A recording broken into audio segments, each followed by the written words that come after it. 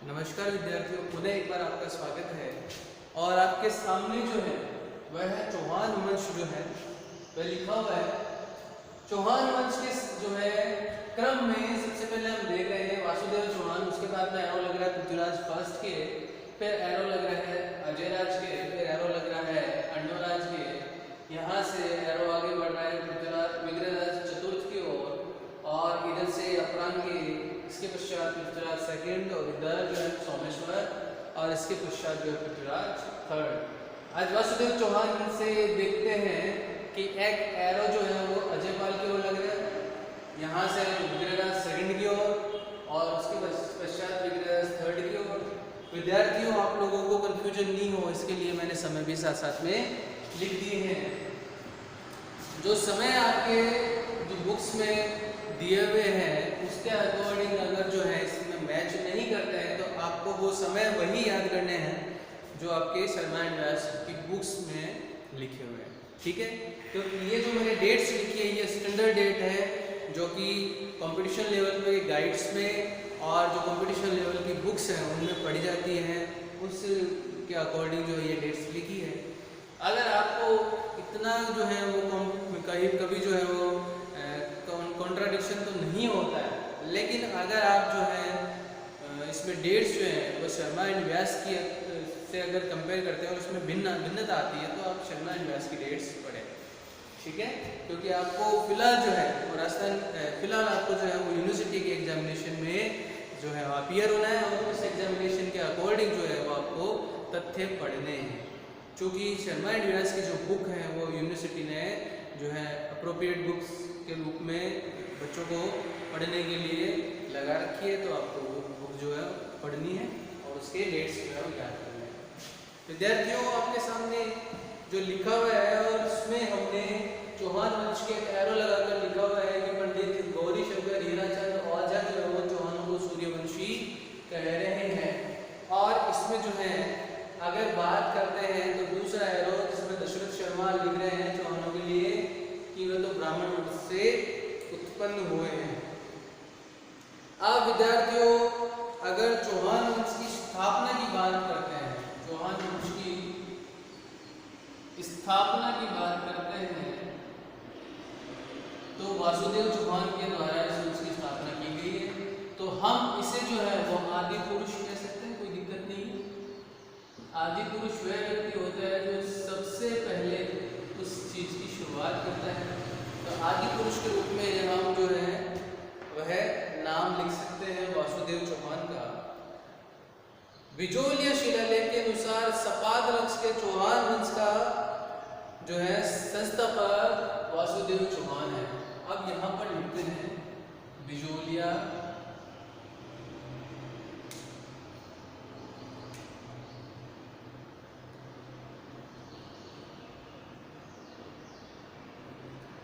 शिलालेख।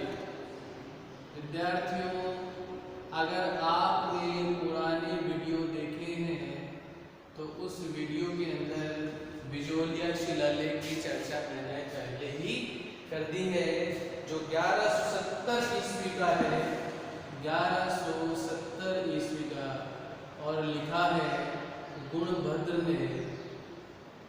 विशेष बात यह है कि इस व्यक्ति ने वासुदेव चौहान को इस वंश का संस्थापक बताया है। दूसरी बात कि वासुदेव चौहान ने जो है सांबर झील का निर्माण भी करवाया है, यह बात भी लिखी गई है। सांबर झील का निर्माण भी करवाया है, ठीक है। विद्यार्थियों, जानने लायक बात यह है कि नैनचंद सूरी हमीर महाकाव्य में भी सूर्यवंशी कह रहे हैं चौहानों को। तो अगर आप पंडित गौरी शंकर हीराचंद औझा के साथ में जो है नैनचंद सूरी का नाम भी लिख देते हैं जो हमीर महाकाव्य लिख रहे हैं,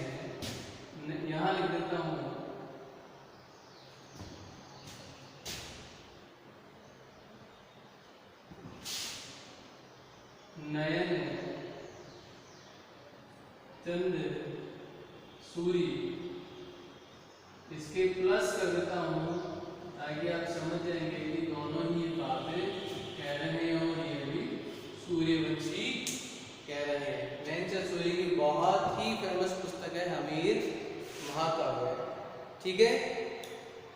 तो सामर झील का निर्माण इसी ने करवाया और चौहानों की सबसे प्रसिद्ध शाखा शाकंभरी या सपाद लक्ष्य रही है। इसके समय चौहानों की सबसे प्रसिद्ध शाखा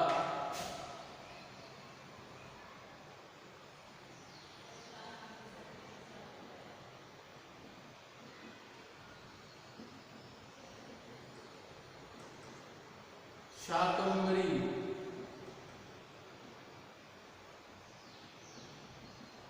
या सपाद लक्ष्य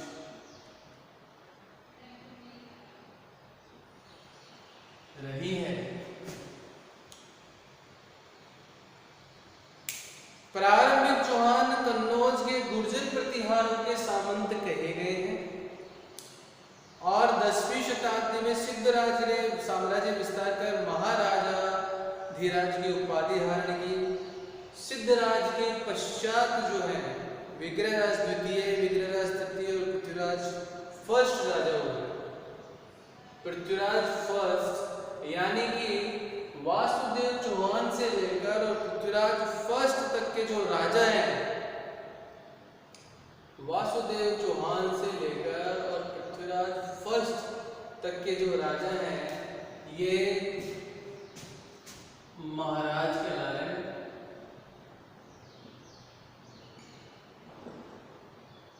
यहां लिख देते हैं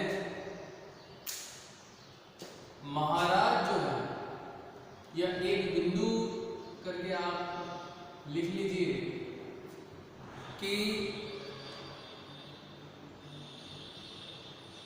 प्रारंभिक चौहान कन्नौज के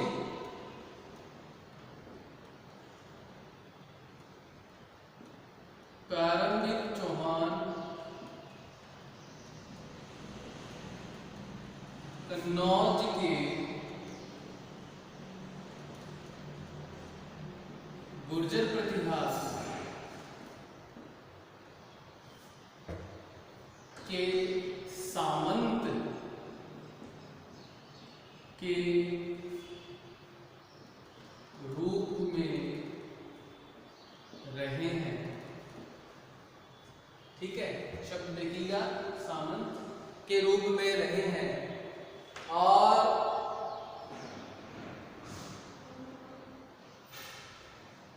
सिद्धराज ने साम्राज्य विस्तार कर महाराजा धीराज की उपाधि धारण की है।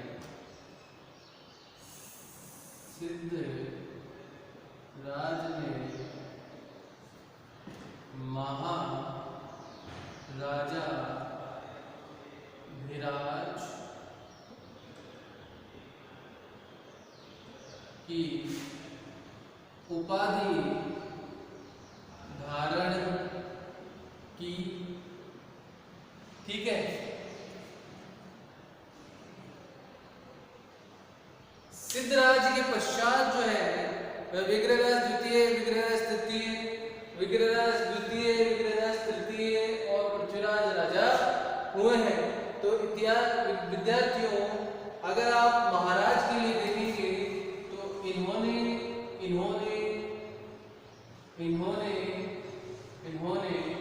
जो है महाराज की उपाधि धारण की है। अब आपके सामने एक शब्द है महाराज जी, क्या है? एक शब्द है आपके सामने सामंत, ये शब्द क्या है? तो आपको बताना चाहूंगा कि राजा के जो है अधीन राजा होते थे उन्हें सामंत कहते थे, या राजा के अधीन जो सेनापति हैं, लेकिन वह जो है वह राजा के बहुत ही विश्वसनीय हैं, उन्हें भी सामंत जो है इसकी का दर्जा दिया जाता था। सामंत जो है वह राजा के तौर पर भी अगर काम कर रहे हैं तो भी वह महाराज की उपाधि धारण करते थे। और अगर महाराजा धीराज की उपाधि धारण की है तो इससे जो है यह पता चलता है कि उन्होंने अपने आप को सामंत से मुक्त करवा लिया है और अब जो है वह स्वतंत्र राजा के रूप में शासन कर रही है। इतिहास में ऐसे एग्जाम्पल्स जो है वह आपको चौहानों में और गुर्जर प्रतिहारों में अवश्य मिलेंगे। इसके अलावा ये एग्जाम्पल्स जो हैं, अगर आप राजस्थान के इतिहास की बात न करें, तो इंडियन हिस्ट्री की करेंगे तो आपको गुप्त राजवंश में ऐसे जो है एग्जाम्पल्स मिलेंगे, जिनमें जैसे अब गुप्त राजवंश में संस्थापक श्रीगुप्त और घटोत्कच की बात कर रहे हैं, तो ये तो जो है वो महाराज के पद धारण कर रहे थे। लेकिन उसके बाद में जो चंद्रगुप्त फर्स्ट आया, उसने जो है वो महाराजाधिराज की उपाधि धारण की। और महाराजाधिराज की उपाधि का मतलब उसने जो है वो स्वयं को एक राजा के तौर पर पेश किया जो है। इसीलिए जो है गुप्त राजवंश का प्रथम वास्तविक संस्थापक जो है वह चंद्रगुप्त फर्स्ट को बताते हैं। इसी प्रकार जो है वासुदेव चौहान, पृथ्वीराज, विग्रह सेकंड, विग्रह थर्ड जो है इनके द्वारा महाराज की उपाधि धारण की गई है। और इसके पश्चात जो है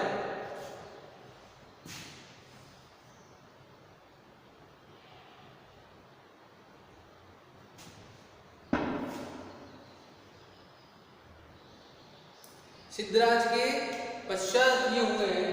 और सिद्धराज महाराजाधिराज की उपाधि धारण कर रहे हैं, तो महाराजाधिराज ही लिखेंगे, इसीलिए महाराजा धीराज इस शब्द को लिखेंगे। ठीक है, महाराज लिखेंगे, महाराजाधिराज लिखेंगे, महाराजाधिराज की उपाधियां इन्होंने धारण की है। अब बात करते हैं कि इसके पश्चात जो है सबसे पहले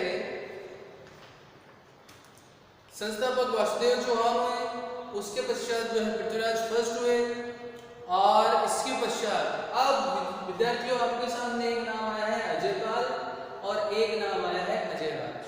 अगर आपकी बुक्स में जो है वह अजयपाल का नाम दिया हुआ है, तो आपको ये देखना है कि 7वीं सदी में सांबर कस्बा इन्होंने बसाया है। 7वीं सदी में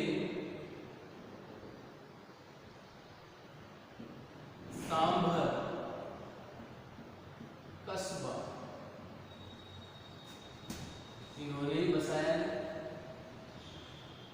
ठीक है, बात कर रहे हैं हम किसकी? अजयपाल की। और दूसरी बात कर रहे हैं कि तारागढ़ पहाड़ी पर अजय मेरु दुर्ग का निर्माण भी इन्होंने करवाया। तारागढ़ पहाड़ी पर अजय मेरु दुर्ग का निर्माण भी करवाया। ठीक है, तारागढ़ पहाड़ी। आपके सामने छोटा प्रश्न जो है वह छोटा प्रश्न आपके सामने ये बना, एक तो आ गया सांबर झील, तो कंफ्यूज कहीं भी नहीं होना है, हर चीज को जो है क्लियर समझते चल रहे हैं कि सांबर झील का निर्माण जो है यह प्रश्न आता है तो आप देंगे वासुदेव चौहान। अगर आपके सामने आता है कि सांबर कस्बा किसने बसाया है,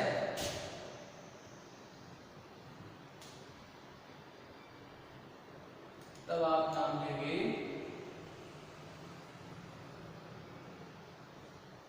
किसका?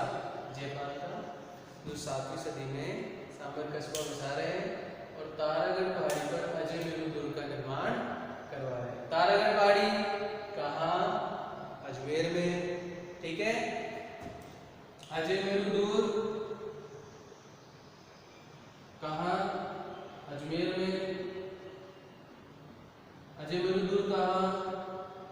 अजमेर में। ठीक है, क्या इसे तारागढ़ भी कह रहे हैं? ये प्रश्न आपको खुद को सर्च करना है। छोटे छोटे प्रश्न आपके जो है क्लियर होते चलेंगे तो आपको बड़ा मैटर जो है वो याद हो जाएगा।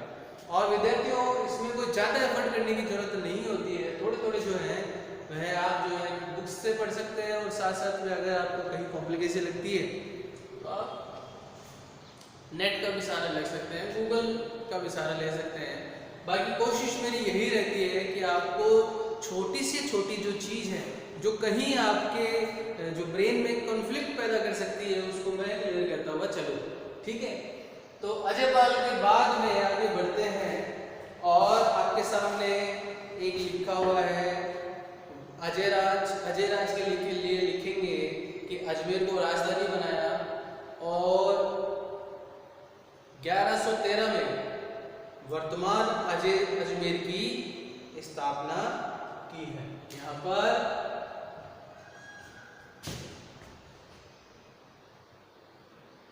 इसको एरो को यहाँ लगा देंगे इस प्रकार से,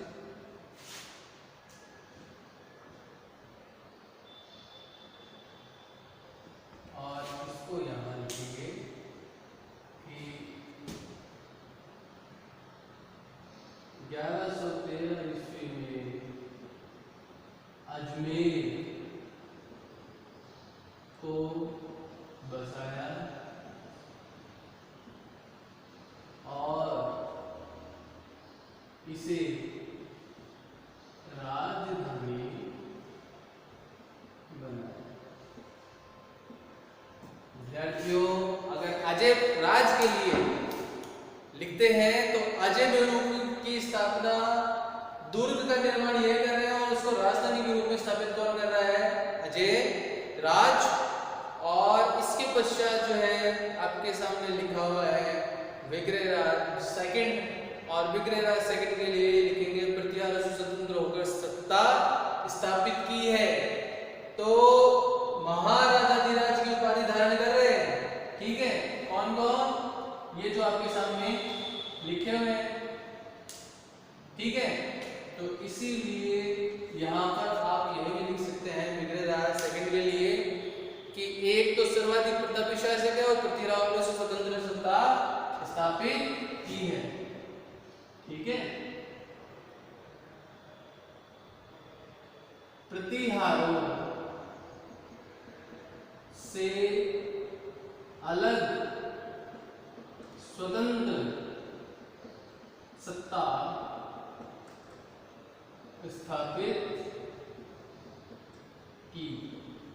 अब प्रतिहारों की बात हमने कर ली, तो एक इतिहासकार ये कह रहे थे कि प्रतिहारों के जो है वो सामंत के रूप में रहे हैं। ठीक है, आप जो है हमने ये भी बात कर ली कि उन्होंने महाराजाधिराज की उपाधि धारण की है।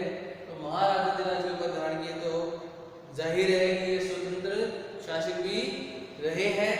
अब बात करते हैं विग्रहराज सेकंड के पश्चात सीधे ही अण्णोराज की। अण्णोराज के लिए लिखेंगे अजमेर के पास तुर्कों को पराजित किया है। यहां सबसे पहले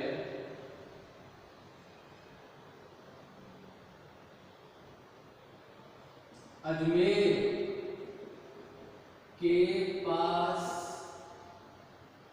तुर्कों को पराजित किया।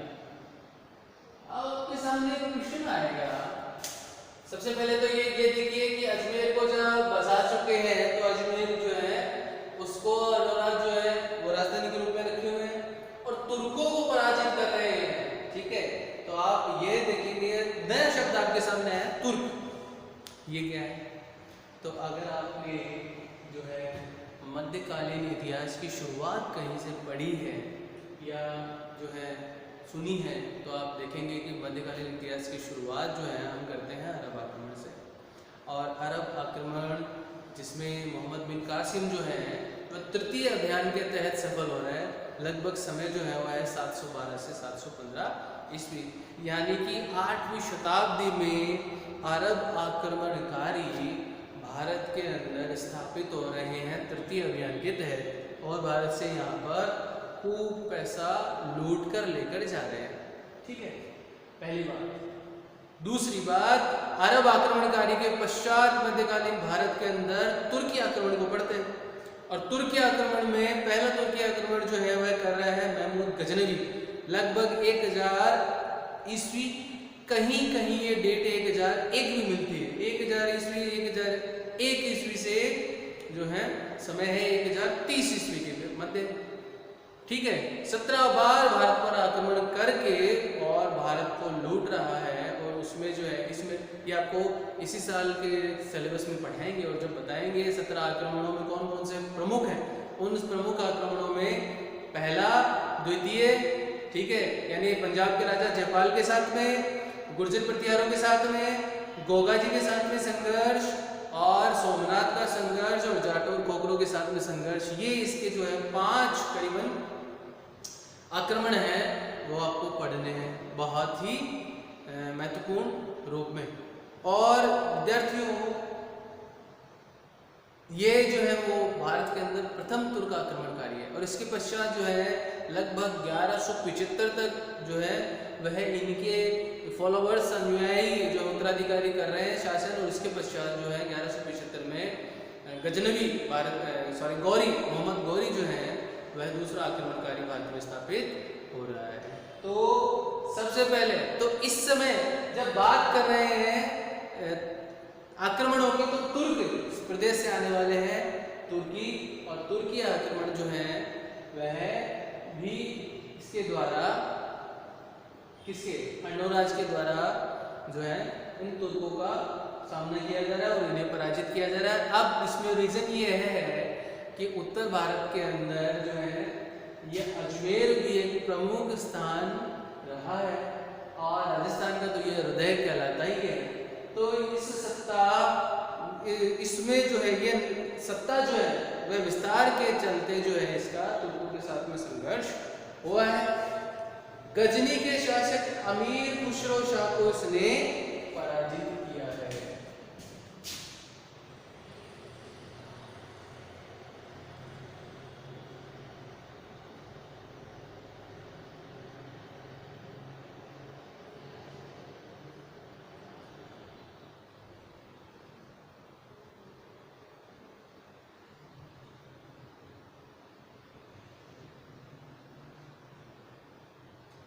गजनी के शासक अमीर खुसरो शाह को इसने पराजित किया है।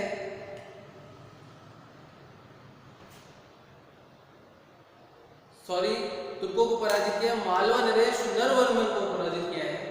मालवा, ये यहाँ पर जो है विजय आजकल लिखेंगे, माफी चाहता हूँ, यह जो है लाइन यहाँ पर नहीं लिखनी है। हम अंडोराज की बात कर रहे हैं, तो अंडोराज के लिए मालवा नरेश नरवर्मन को पराजित किया है। मालवा नरेश नरवर्मन को पराजित किया। इसके पश्चात जो है तीसरी बात करते हैं कि मालवा नरेश यशोवर्मन को भी इसने पराजित किया है।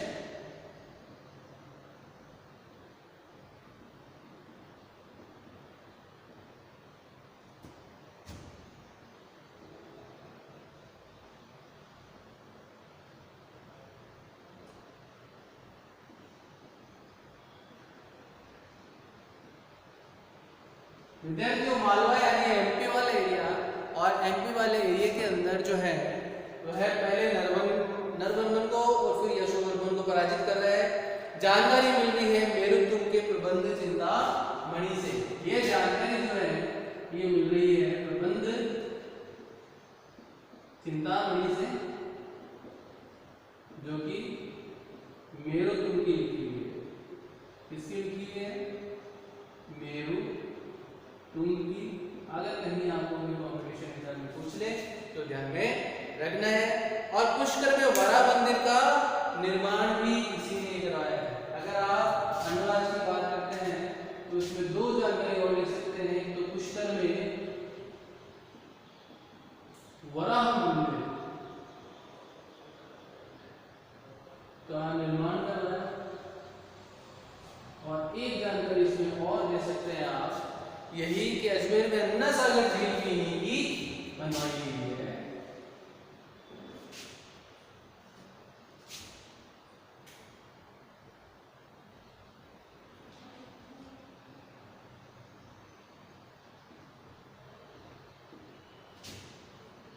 अन्ना सागर झील का निर्माण भी इन्होंने ही करवाया है। तो अन्नो राज या कहीं कहीं इसे जो है वह अन्ना जी भी बोलते हैं, अन्ना जी इस शब्द से भी इसको जो है संबोधित करते हैं। अजमेर 1100 समय जो है 1133 से 1155 अजमेर के पास तुर्कों को पराजित किया। मालवा नरेश सुंदरवर्मन को, मालवा नरेश केशववर्मन को पराजित किया। पुष्कर में वराह मंदिर का निर्माण, वराह मंदिर विष्णु के द्वारा जो अवतार लिया गया वराह अवतार, उसके वराह मतलब सुअर, ठीक है, ये जो है मंदिर का निर्माण करवाया गया। और अजमेर में अन्ना सागर झील। अब आपके लिए आज का ये प्रश्न है विद्यार्थियों कि अन्ना सागर झील जो है ये खारे पानी की झील है या मीठे पानी की झील है? तो आप जो है कमेंट बॉक्स में या व्हाट्सएप पे जो है हमें शेयर कर सकते हैं, ठीक है। जब तक आप खुद एफर्ट नहीं करेंगे आप जो है उस बिंदु से या उस विषय वस्तु से जुड़ नहीं पाएंगे। तो विद्यार्थियों, इतिहास के विद्यार्थी होने के नाते जो है आपको ऐसा नहीं है कि केवल जो है वो किसी और जो पर आश्रित होना है, हमें जो है खुद भी चेष्टा रखनी है और नवीन से नवीन ज्ञान को इसके साथ में जोड़ना है। तो आज के लिए आपकी जो है इसमें नोट्स में ये क्वेश्चन बनता है कि अजमेर में जो अन्ना सागर झील है ये मीठे पानी की या खारे पानी की झील है, ठीक है। अब जो है कुछ जो है मुख्य मुख्य बातें हमने, चूंकि मैं आपको यहाँ पर क्लियर कर देना चाहूँगा विद्यार्थियों कि हिस्ट्री जो है वह अगर आप किसी एक राजा को भी पढ़ते हैं तो बहुत ज़्यादा उसके अंदर पढ़ेंगे तो वो काम की नहीं है। हमारे जो है पढ़ने का उद्देश्य है कि उसमें विश्वविद्यालय की परीक्षा में भी अच्छे अंक आए और साथ साथ में कॉम्पिटिशन एग्जाम में भी हम उसे जो है क्लियर कर पाए। तो पढ़ना है सेलेक्टिव पढ़ना है, इंपॉर्टेंट पढ़ना है, और वह पढ़ना है जो कि कहीं ना कहीं मोड़ बिंदु के रूप में जो है हमारे सामने आए, या कहीं कहीं हिस्ट्री जो है उससे दूसरी जो है वह भी कहीं दूसरी जो बिंदु है वह उससे जो है वो प्रभावित हो, वह बिंदु हमें पढ़ने हैं। तो अनुराज, अजयराज, पृथ्वीराज और मृगराज सेकंड, मृगराज थर्ड, अजयपाल और अजयराज वासुदेव चौहान, इनकी बात हमने आज की इस वीडियो में की है। उम्मीद करता हूँ आपको ये जानकारी जो है बहुत ही क्लियर समझ में आई होगी। इसके पश्चात जो है विग्रह चतुर्थ, क्योंकि मैं आपको बता दूं विद्यार्थियों कि अगर आप चौहान वंश की बात करते हैं तो टिप्पणी के रूप में जो है आपको विग्रहराज, अर्णोराज, विग्रह चतुर्थ या पृथ्वीराज थर्ड, इन पर ही टिप्पणी करवाते हैं। अगर बड़ा प्रश्न आपको इनमें से कहीं पूछते हैं तो पृथ्वीराज चौहान का पूछेंगे, और अगर छोटे कंपटीशन एग्जाम में आपको और ऑब्जेक्टिव प्रश्न पूछे तो ये जो आपको मैटर में पढ़ा रहा हूँ उसमें के बाहर नहीं जाएगा। ये मैटर जो है वो बहुत मोर देन सफिशिएंट मैटर है, ये आप पढ़ लेंगे तो आप विश्वास रखिए कि राजस्थान के बड़े से बड़े एग्जामिनेशन में भी आप क्लियर कर जाएंगे। तो विग्रहराज चतुर्थ से जो है इस वीडियो को जो है कल जारी करेंगे। आज के लिए इतना ही। वीडियो पसंद आया हो तो जो है लाइक कीजिए, शेयर कीजिए हमारे YouTube चैनल को, कॉलेज के YouTube चैनल को, जो कि बहुत ही मेहनत से बनाए हैं और बहुत ही दूसरे जो साथीगण हैं वो भी बहुत मेहनत से पढ़ा रहे हैं, ताकि आप जो है उस शिक्षा से जो है आपका समय जो है वो बच सके, आप जो शिक्षा से दूर नहीं हो, आप पाठ्य पुस्तकों से दूर नहीं हो। इसलिए साथी लोग भी बहुत मेहनत करके और आपके लिए वीडियो बना रहे हैं। जो विद्यार्थियों, आप भी उसी सजगता के साथ में जो है इसे पढ़ें, अपने साथी लोगों को भी मोटिवेट करें। जो विद्यार्थी महाविद्यालय से नहीं जुड़े हुए हैं उन्हें भी जोड़ें, और ताकि उन्हें भी इन वीडियो के लाभ मिल सके, ठीक है। और आज के लिए इतना ही, धन्यवाद।